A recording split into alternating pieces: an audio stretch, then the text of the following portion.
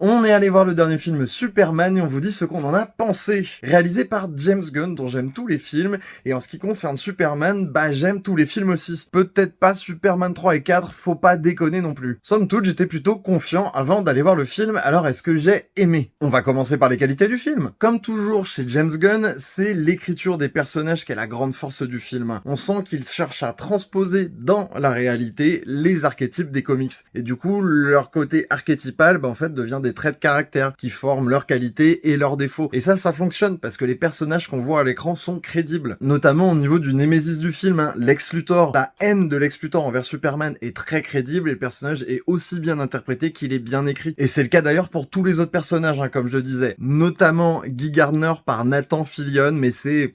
On sent que l'univers DC existe autour du film, mais ça n'est jamais lourd pour le récit. Superman s'inscrit dans un univers où il y a d'autres super-héros, et le film se suffit à lui-même. Surtout qu'on pouvait avoir peur, sachant que le film devait lancer le nouvel univers étendu de DC Comics. Quant au récit lui-même, bah il est plutôt bien écrit. En tout cas, c'est une intrigue qui rend honneur au pouvoir quasi divin de Superman. Et en fait, bah c'est ça aussi qu'on veut voir dans un film Superman. On veut pas le voir simplement descendre un chat d'un arbre.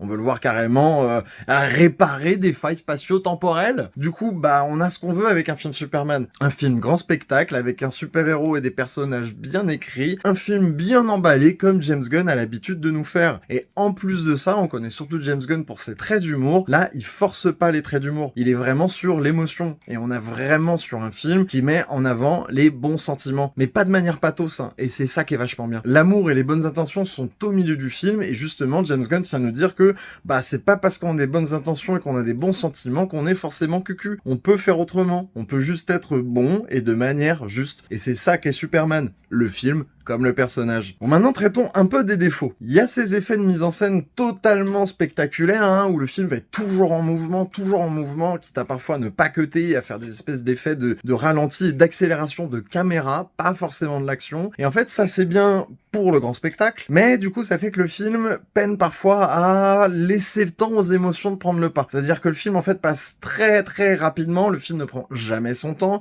et vu qu'en plus le film est toujours en mouvement, bah, le temps qu'on ressente une émotion, on est déjà passé à autre chose. Et j'avoue qu'il m'a un peu manqué ça. Ah ouais, et j'allais oublier, Crypto, meilleur personnage du film. En tout cas, James Gunn, il avait quand même beaucoup de choses à faire pour réussir ce film, et elles sont toutes réussies. Même au niveau des émotions, c'est pas trop grave, parce que bah les émotions, elles passent quand même. Donc c'est quand même très très validé pour Crit My Cult au niveau de ce Superman. Et en attendant, bah je vous invite à aller le voir dans ce grand été des blockbusters, et on se retrouve très vite pour parler d'autres films. Ciao!